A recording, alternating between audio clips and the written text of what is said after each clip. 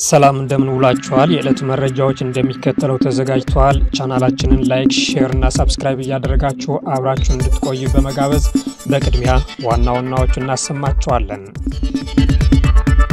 በአማራና በትግራይ ክልሎች መካከል አከራካሪ ተብሎ በተጠቀሱት ቦታዎች ለብቻቸው ምርጫ እንዲደረግ መወሰኑን ተከትሎም የትግራይ ጊዜያዊ አስተዳደር ውሳኔውን ተቃወመ።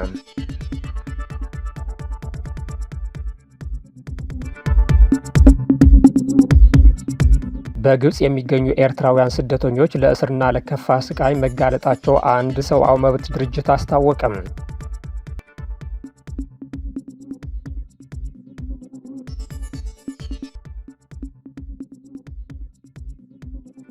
ቻድ ከሱዳን ጋር የሚያዋስናትን ድንበር መዝጋቷ ተገለጸ። ቻድ ከሱዳን ታጣቂዎች በተደጋጋሚ የሚደርስን ጥቃት ለመከላከል በሚል ከሀገሪቱ ጋር የሚያዋስናትን ድንበር ዘግታለች።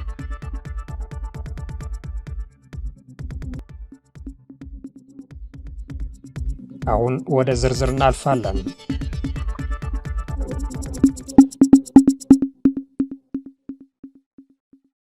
በአማራና በትግራይ ክልሎች መካከል አከራካሪ ተብሎ በተጠቀሱት ቦታዎች ለብቻቸው ምርጫ እንዲደረግ መወሰኑን ተከትሎም የትግራይ ጊዜያዊ አስተዳደር ውሳኔውን ተቃወመ። የትግራይ ጊዜያዊ አስተዳደር የፌዴሬሽን ምክር ቤትን ውሳኔ ሕገ መንግስቱን የሚጥስና የፕሪቶሪያውን ስምምነት አደጋ ላይ የሚጥል ነው ሲልም አስጠንቅቋል። የትግራይ ጊዜያዊ አስተዳደር የፌዴሬሽን ምክር ቤት 5 የምርጫ ክልሎችን ከትግራይ ክልል ውጭ ሆነው ለብቻቸው በቀጥታ ለሕዝብ ተወካዮች ምክር ቤት ምርጫ እንዲደረግ ያስተላለፈውን ውሳኔ በጽኑ የተቃወመው ሲሆን በህዝባችን ላይ ከተፈጸሙት ሊገለጹ የማይችሉ ግፎችና የዘር ማጥፋት ድርጊቶችን ባሻገር አሁን ደግሞ ህገ መንግስቱንም ሆነ የፕሪቶሪያን ስምምነት በግልጽ የሚጻረር አዲስ ውሳኔ ተላልፏል ብሏል። የፌዴሬሽን ምክር ቤት ለ7ኛው ጠቅላላ ምርጫ 5 የምርጫ ክልሎች ከትግራይ ክልል ውጭ ሆነው ምርጫ እንዲያካሂዱ ወሰነ በሚል ብሔራዊ ምርጫ ቦርድ ማስታወቅን ተከትሎም ነው ጊዜያዊ አስተዳደሩና ሌሎች የትግራይ ፖለቲካ ፓርቲዎች ተቃውሟቸውን እያሰሙ የሚገኙት። ምርጫ ቦርድ ከትግራይ ክልል ውጭ ሆኖ በቀጥታ ለህዝብ ተወካዮች ምክር ቤት እንዲመርጡ ያላቸው 5ቱ የምርጫ ክልሎች የሁመራ፣ አዲረመጽ፣ ጸለምት፣ ኦፍላ ኮረምና ራያ አላማጣ ናቸው። ቦርዱ ከጦርነቱ በፊት የነበረውን የምርጫ ክልል አወቃቀር መሰረት በማድረግ በትግራይ ክልል ሆኖ ምርጫ እንደሚያደርጉም ጥር 22 ቀን 2018 ዓ.ም አሳውቆ የነበረ ቢሆንም የፌዴሬሽን ምክር ቤት ጥር 25 ቀን 2018 ዓ.ም ላከልኝ ባለው ውሳኔ መሰረት ትናንት የምርጫ ክልሎቹን ከትግራይ ውጭ እንዲሆኑ ይፋ አድርጓል። በካርቱም ከ3 ዓመታት በኋላ ትምህርት ቤቶች የመማር ማስተማር ስራ መጀመራቸው ተገለጸ። በሱዳን የእርስ በርስ ጦርነት ምክንያት ለ3 ተከታታይ ዓመታት ተዘግተው የቆዩት በካርቱም የሚገኙ ትምህርት ቤቶች በዚህ ሳምንት ዳግም መከፈታቸው ተገልጿል። በጦርነቱ ሳቢያ ጉዳት የደረሰባቸው በመቶዎች የሚቆጠሩ የትምህርት ቤቶች ህንፃዎችን ለመጠገንና በከፍተኛ መጠን እየተመለሱ ያሉ ተማሪዎችን ለመቀበል ጥረት እየተደረገ ይገኛል ሲል ሱዳን ትሪቡን ዘግቧል። የካርቱም መንግስት ትምህርት ሚኒስቴር ሰኞ ዕለት ባወጣው መግለጫ እንደ አውሮፓውያን አቆጣጠር በሚያዝያ 2023 በሱዳን ሰራዊትና በሱዳን ፈጥኖ ደራሽ ኃይሎች መካከል ግጭት ከተቀሰቀሰ ወዲህም በዋና ከተማዋ የሚገኙ 280 ገደማ ትምህርት ቤቶች በከፊል ወይም ሙሉ በሙሉ መውደማቸውን ማስታወቁን ዘገባው አመልክቷል። በርካታ ትምህርት ቤቶች ለተፈናቃዮች መጣሊያነት እንዲያገለግሉ ተደርገው የነበረ ሲሆን አንዳንዶቹ ደግሞ በታጣቂ ኃይሎች ተይዘው ቆይቷል። ይህም መምህራንና ተማሪዎች ከአካባቢያቸው እንዲሰደዱና የከተማዋ የትምህርት ስርዓት ሙሉ በሙሉ እንዲፈርስ ምክንያት ሆኖ መቆየቱ የተገለጸ ሲሆን አሁን ነዋሪዎች ቀስ በቀስ በአንጻራዊነት ሰላም ወደ ሰፈነባቸው የከተማው አካባቢዎች እየተመለሱ በመሆኑ በዚህ የትምህርት ዘመን ከ1 ሚሊዮን በላይ ተማሪዎች ይመዘገባሉ ተብሎ ይጠበቃል። በግብጽ የሚገኙ ኤርትራውያን ስደተኞች ለእስርና ለከፋ ስቃይ መጋለጣቸው አንድ ሰብአዊ መብት ተሟጋች ድርጅት አስታወቀ። በግብጽ የሚገኙ ከ3000 በላይ ኤርትራውያን ስደተኞች ለእስር፣ ለጾታዊ ጥቃትና ለከፋ የመሰቃየት ድርጊት መዳረጋቸው አንድ የሰብአዊ መብት ተሟጋች ድርጅት አስታውቋል። ከ1985 ዓ.ም ጀምሮ ሀገሪቱን እየመሩ ያሉትና እስካሁንም ምርጫ አካሂደው የማያውቁት ፕሬዝዳንት ኢሳያስ አፈወርቅ ዜጎቻቸውን ላልተወሰነ ጊዜ ለወታደራዊ አገልግሎት የሚዳረጉ መሆኑን በርካታ ወጣቶች ሀገሪቱን ጥለው እንዲሰደዱ ምክንያት ሆኗል ነው ያለው መረጃው።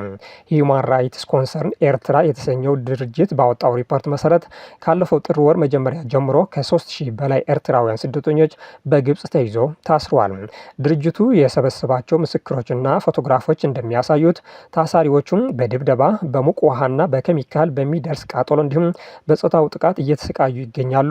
በእስር ላይ በነበረች አንዲት እናት ላይ በደረሰ እንግልት ምክንያት 2 ታዳጊ ልጆች ህይወታቸው ማለፉን ድርጅቱ ገልጿል። በተጨማሪም አንዳንድ ስደተኞች በተባበሩት መንግስታት ከፍተኛ ስደተኞች ኮሚሽን የተመዘገቡ ቢሆንም ከግዳጅ ስደትና ከእስር ሊጠበቁ ሲገባ በግብጽ ባለስልጣናት ወደ ኤርትራ ተላልፈው እየተሰጡ መሆኑን ተመላክቷል። እንደ ድርጅቱ መረጃ በኤርትራ ውስጥ ጋዜጠኞች፣ የፖለቲካ ተቃዋሚዎችና የሃይማኖት አናሳ ቡድኖች ጨምሮ ከ10,000 በላይ የህሊና እስረኞች ይገኛሉ። ብዙዎቹ ያለምንም የፍርድ ቤት ሂደት ለዓመታት በእስር ላይ እንደሚገኙም የፈረንሳዩ የዜና አገልግሎት ዘግቧል። አሜሪካ ጥቃት ከፈጸመች ጦርነቱ የሁለቱ ሀገራት ብቻ እንደማይሆን ኢራን አስጠነቀቀች። አሜሪካ በኢራን ላይ ጥቃት ለመፈጸም የተለያዩ አማራጮችን እያጠነች መሆኑ እየተገለጸ ባለበት በአሁኑ ሰዓት ኢራን ጥቃት የሚሰነዘርባት ከሆነ ጦርነቱ በሁለቱ ሀገራት መካከል ብቻ እንደማይሆን አስጠንቅቃለች።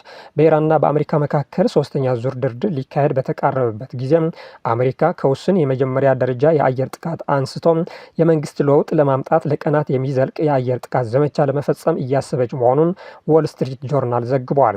ነገር ግን ኢራን በአሜሪካ ጥቃት የሚፈጸምባት ከሆነ የሚከተለውን ውጤት በሁለቱ ሀገራት ላይ ብቻ ተወስኖ የሚቀር እንዳልሆነ አስጠንቅቃለች። የኢራን የውጭ ጉዳይ ሚኒስትር ቃል አቀባይ ውስን የሚባል ጥቃት እንደሌለና የትኛውም አይነት በኢራን ላይ የሚፈጸም ጥቃት ከባድ የሆነ የአጽፋ ምላሽ እንደሚጠብቀው አስጠንቅቋል። እየተካሄደ ባለው ድርድር ላይ ኢራን ከአሜሪካ የሚቀርቡላትን ቅድመ ሁኔታዎችን እንድትቀበል ለማስገደድ ፕሬዝዳንት ዶናልድ ትራምፕ ውስን ጥቃት ለመፈጸም እያሰቡ መሆናቸው ተዘግበዋል። አሜሪካ የትኛውም አይነት ወታደራዊ እርምጃ በኢራን ላይ ብትወስድ አደጋዎች እንዳሉ የአሜሪካ ባለስልጣናት መናገራቸው ዌል ስትሪት ጆርናል ዘግቧል። ሁሉም አማራጮች አደጋ አላቸው። በተለይ ደግሞ የተራዘመ ጥቃት በአሜሪካ ሰራዊትና በጦር መሳሪያ ላይ ከፍተኛ ዋጋን ከማስከተሉ በተጨማሪ ኢራን አጸፋው የምትመልስ ከሆነ በቀጠናው ያሉ የአሜሪካ አጋሮችን ለመከላከል አስቸጋሪ ሁኔታን ይፈጥራል ሲሉ ባለስልጣናቱ ስጋታቸው ገልጿል። ይህ ስጋትም በከፍተኛ የአሜሪካ ወታደራዊና የደህንነት ባለስልጣናት ስብሰባዎች ላይ ተነስቶ መነጋገሪያ መሆኑ ተገልጿል። አሜሪካ ጥቃት ትፈጽማለች የሚለውን ዛቻ ተከትሎ ኢራን ጥቃት የሚሰነዘርባት ከሆነ በአካባቢው የሚገኙ የአሜሪካ የጦር መርከቦች፣ የጦር ሰፈሮችና አጋሮች ላይ ከባድ የአጸፋ ጥቃት እንደምትፈጽም በተደጋጋሚ አሳውቃለች። ቻድ ከሱዳን ጋር የሚያዋስናትን ድንበር መዝጋቷ ተገለጸ። ቻድ ከሱዳን ታጣቂዎች በተደጋጋሚ የሚደርስን ጥቃት ለመከላከል በሚል ከሀገሪቱ ጋር የሚያዋስናትን ድንበር ዘጋች። የቻድ መንግስት ከሱዳን ጋር የሚያዋስነው ድንበር የዘጋው አልቲና በተባለው የድንበር ከተማ በፈጥኖ ድራሽ ኃይሉና የሱዳን ጦር አጋር በሆኑ ታጣቂዎች መካከል ውጊያ ከተከፈተ በኋላ ነው። የሀገሪቱ የመንግስት ድንበሩን ለምን ያህል ጊዜ ዝግ ሆኖ እንደሚቆይም አላስታወቀም። ቻድ ከሱዳን ጋር በምትዋሰንበት ድንበር ለሰብአዊ ድጋፎች ከሚደረገው ዝውውር ውጪ ማናቸውም የሰውና የንግድ እንቅስቃሴዎችን አግዳለች። ቻድ በጦርነት ወደምትታመሰው ሱዳን የሚገባ እርዳታና የሰብአዊ ድጋፍ ሰራተኞች ዋነኛ መተላለፊያ ብትሆንም በተደጋጋሚ የጎረቤት ሀገር ሱዳን ግጭት ወደ ግዛቷ በመግባት የዜጎችን ደህንነት አደጋ ላይ ሲጥል ይታያል። የቻድ ኮሚኒኬሽን ሚኒስቴር የሱዳን ግጭት ወደ ሀገራቸው እንዳይስፋፋ ለመከላከልና የሀገሪቱን ዜጎችና ስደተኞችን ደህንነት ለመጠበቅ ሲባል ድንበሩ እንዲዘጋ መወሰኑ ገልጿል። የሀገር ውስጥ መገናኛ ብዙሃን ቅዳሜ ዕለት የሱዳን ፈጥኖ ደራሽ ኃይል በድንበር ከተማዋ አልታይን የሚገኝ የቻድ ጦር ካምፕ ላይ ጥቃት መሰንዘራቸው ዘግበዋል። መንግስት ግን በጉዳይ ላይ ምንም ያለው ነገር የለም። የግብጽ ፕሬዝዳንት አልሲሲና የሳዑዲው ልዑል ሳልማን በዝግ መወያየታቸው ተገለጸ። የግብጽ ፕሬዝዳንት አብዱል ፈታህ አልሲሲ ሰኞ ዕለት ወደ ሳዑዲ አረቢያ ተጉዘው ከሳዑዲው አልጋ ወራሽና ጠቅላይ ሚኒስትር ልዑል መሐመድ ቢን ሳልማን ጋር መወያየታቸው ጽህፈት ቤታቸው አስታውቋል። ሁለቱ ባለስልጣናት በጋዛ በቀጠናው ባለው ውጥረትና በሌሎች የሁለትዮሽ ጉዳዮች ላይ መነጋገራቸው የተገለጸ ሲሆን በአልጋ ወራሹ የግል መኖሪያ ቤት በዝግ ውይይት ማድረጋቸው ተጠቁሟል። በአልሲሲ ጉብኝት ሁለቱ ሀገራት የጋራ በሆኑ ቀጠናዊና ዓለም አቀፍ አቀፋዊ ጉዳዮች ዙሪያ የሚያደርጉትን ምክክርና ትብብር በማጠናከር የረጅም ጊዜ ግንኙነታቸውን ማስቀጠል በተመለከተ መነጋገራቸው ተገልጿል። ሁለቱ መሪዎች በቀጠናው ውጥረትና ግጭት እንዳይኖረው ለማድረግ ሰላማዊ መፍትሄዎችን ለማምጣት የአረብ ሀገራት ትብብር ለማጠናከርና በውስጥ ጉዳይ ጣልቃ ሳይገባም የሀገራቱን ሉዓላዊነት እንዲሁም የግዛት አንድነት ለማስከበር ስምምነት ላይ መድረሳቸው የፕሬዝዳንቱ ጽሕፈት ቤት አስታውቋል።